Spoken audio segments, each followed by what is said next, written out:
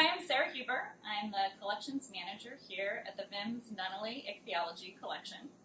The collection that we have here is actually the only fish collection in the state of Virginia. So we work with the Virginia Natural History Museum, we work with state agencies all across the state of Virginia, and we work with researchers at VIMS to bring research specimens here to our fish collection. We have been in the business of collecting fish since the mid-50s. We currently have approximately 45,000 cataloged lots of fish from all over the world.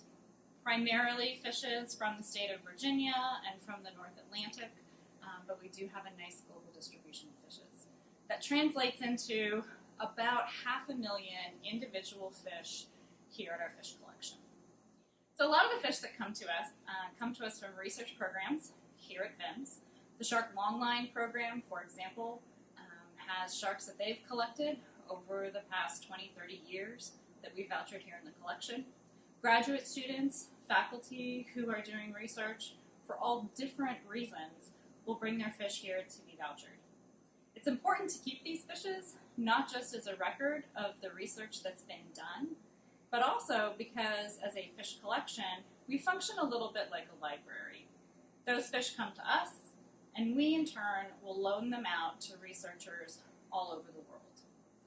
Every year, the VIMS Fish Collection loans out literally thousands of fish to research scientists across the globe. We currently have fishes in the United States, we have them in Europe, in Asia, Australia. Every single continent has a VIMS fish right now that is being used for a different research purpose. So one of the values of hanging on to all of these dead fish is because they can help us answer research questions that nobody ever thought about when those fish were initially collected. Fish are also important to voucher and to maintain because of what they can tell us about our changing environment. So for example, the VIMS Fish Collection houses a lot of introduced and invasive species of fish. We have some of the first snakeheads that have been found in various river drainages across the state of Virginia. We take DNA samples so that we can then do studies to try to figure out where these various fish came from, what rivers they might have come from, or whether or not they came from aquarium stock. So we can help to understand the process of invasion of these introduced animals by vouchering those specimens here in the collection. In addition to snakeheads, we also have lionfish. Lionfish are marine fish, and about 6 years ago, the Virginia Aquarium found the first specimens of lionfish in the state of Virginia, and they vouchered them here at the VIMS Fish Collection. So by retaining these introduced and these invasive species, we are helping to understand the process by which invasion occurs, and we have actual records, vouchered records, of where an animal came from at what time. In addition to introduced and invasive species, collections are really important for monitoring change over time.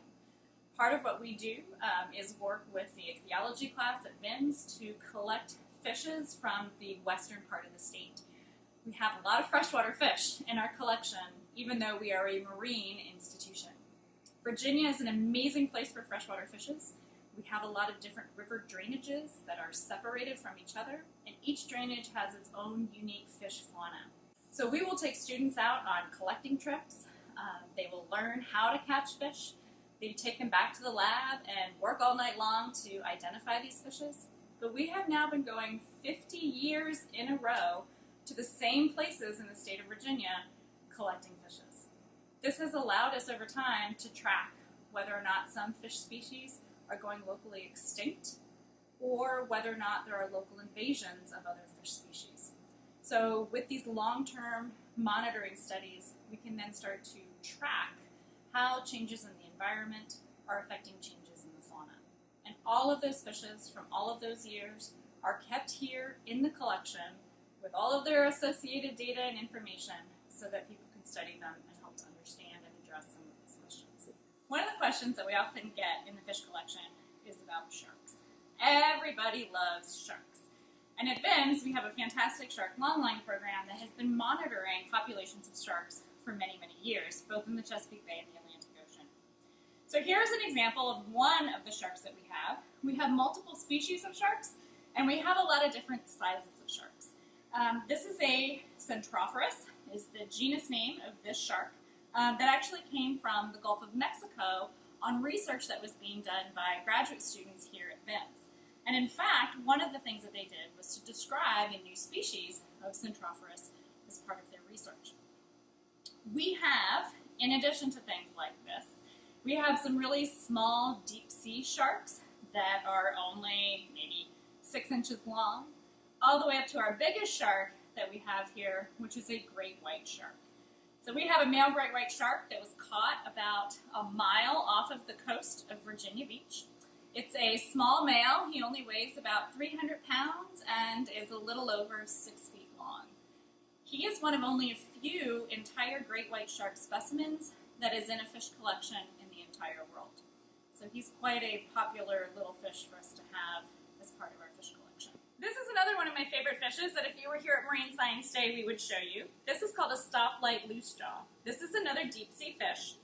The loosejaw comes from the fact that, like many deep sea fish, it has a great big giant jaw with very sharp teeth. And the stoplight part comes from the fact that these two organs right here, these are called photophores. This is where the light is produced. And these guys produce a red light. Now, most fish can't see red light. If you were to shine a red light on them, or you were to shine a red light on an object and that light is reflected back, that fish can't see it. It just doesn't have the receptors in its eyes to see red light. This guy, however, does. And so that red light acts as a kind of flashlight, if you were, that it can send and shine out into the water column. If it bounces off a fish that it wants to eat, the stoplight loosejaw can see that fish reflected. That fish, however, has no idea that there is a red light shining in its face. And so this guy can swim right over, gobble it up. So one of the things that we do here at the fish collection is we loan out a lot of our specimens. This is an example of one of our skeleton specimens, and this is a remora. Remoras are often referred to as shark suckers. And this is the dorsal fin right here of this remora that's been modified into a suction cup, a sucking disc. This is what a remora looks like as a skeleton, and here we have a remora with all of its skin on. And this is the dorsal fin, so this is its top fin here, that has been modified into this sucking disc. Now, remoras are incredibly cool creatures. They can hold on to animals as they go incredibly quickly through the water. So there's a lot of drag force, as this may be attached to a whale or to a dolphin or to a shark or to a turtle, and yet these guys are able to hang on, even when they're incredibly large. So these remoras are able to hang on to these animals when they are swimming, when they are breaching, when they are diving, and that's all due to this amazing little suction cup that they have here. One of the loans that we did that is perhaps one of my favorite loans is there's a biomechanics lab at Harvard that was studying the function of this sucking disc and how it is that these remoras are able to use this disc to hang on to surfaces. One of the things we have at our fish collection is a lot of very large animals, including large billfish, tunas, marlins, sailfish. And what Harvard asked us to do was to take skin samples from our very large fish and send it to their biomechanics lab so that they could test their real remoras and their robotic remoras that they built onto a substrate that is biological. That is a real fish skin. So we had these fish come to us from research that John Graves had been doing, looking at genetics and population structure of billfishes. And now we're taking those same specimens that were used for one type of research, and we are using them and loaning them to another research group for something completely different.